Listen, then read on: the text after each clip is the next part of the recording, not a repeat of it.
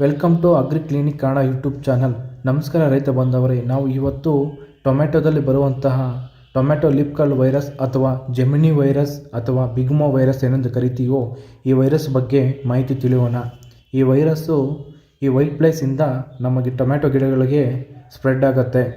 Virus ಬಂದಂಥ ಗಿಡಗಳು ನಮ್ಮ ತೋಟದಲ್ಲಿ ಎಲೆಗಳು ಕೆಳಮುಖವಾಗಿ ಮತ್ತು ಮೇಲ್ಮುಖವಾಗಿ ಮಡ್ಚ್ಕೊಂಡಂಗೆ ನಮ್ಮ ತೋಟದಲ್ಲಿ ಅಲ್ಲಲ್ಲಿ ಕಂಡುಬರುತ್ತೆ. ಈ ವೈರಸ್ನ ಹತೋಟಿ ಮಾಡುವ ಕ್ರಮಗಳ ಬಗ್ಗೆ ಮಾಹಿತಿ ತಿಳಿಯೋಣ. ರೈತರು ನಾಟಿ ಮಾಡಿದ 10ರಿಂದ 15 ದಿನ ಒಳಗೆ ಈ ಯೆಲ್ಲೋ ಸ್ಟಿಕ್ಕಿ ಟ್ರ್ಯಾಪ್ಸ್ ಎಕರೆಗೆ 15ರಿಂದ 20 ಟ್ರ್ಯಾಪ್ಸು ಜಿಗ್ಜಾಗ್ ಮ್ಯಾನರಲ್ಲಿ ಕಟ್ಟಬೇಕು. ತೋಟದ ಸುತ್ತ ಮೇಯ್ಸ್ ಬೆಳೆಯೋದಾಗಲಿ ಅಥವಾ ಇನ್ಸೆಕ್ಟ್ ಪ್ರೂಫ್ ಮೆಸ್ನ ಕಟ್ಟುವುದರಿಂದ ಯಾವುದೇ ಕೀಟ ನಮ್ಮ ತೋಟಕ್ಕೆ ಬರದಿರ ತಡೆಯುತ್ತೆ. ಇನ್ನು ಕೆಮಿಕಲ್ಸ್ ಬರುವುದಾದರೆ ಅಸ್ಟಮೆಪ್ರೈಡ್ ಅಥವಾ ಥೈಮೆಥಾಕ್ಸಮ್ ಅಥವಾ ಕಾನ್ಫಿಡರ್ ಸೂಪರ್ ಅಥವಾ ಮೂಮೆಂಟ್ ಎನರ್ಜಿ ಅಥವಾ ಸಫೀನಾ ಆರ್ ಡೈಪೆನ್ಥುರಾನ್ ಆರ್ ಟಾಟಾ ಬೋರಿಸ್ ಈ ಯಾವುದಾದರೂ ಒಂದು ಔಷಧಿಯನ್ನು ಸಿಂಪರಣೆ ಮಾಡಿಕೊಳ್ಳಬೇಕು. ಇನ್ನೂ ಹೆಚ್ಚಿನ ವಿಡಿಯೋಗಳಿಗಾಗಿ ಲೈಕ್, ಕಮೆಂಟ್ ಆ್ಯಂಡ್ ಸಬ್ಸ್ಕ್ರೈಬ್ ಆಗಿ.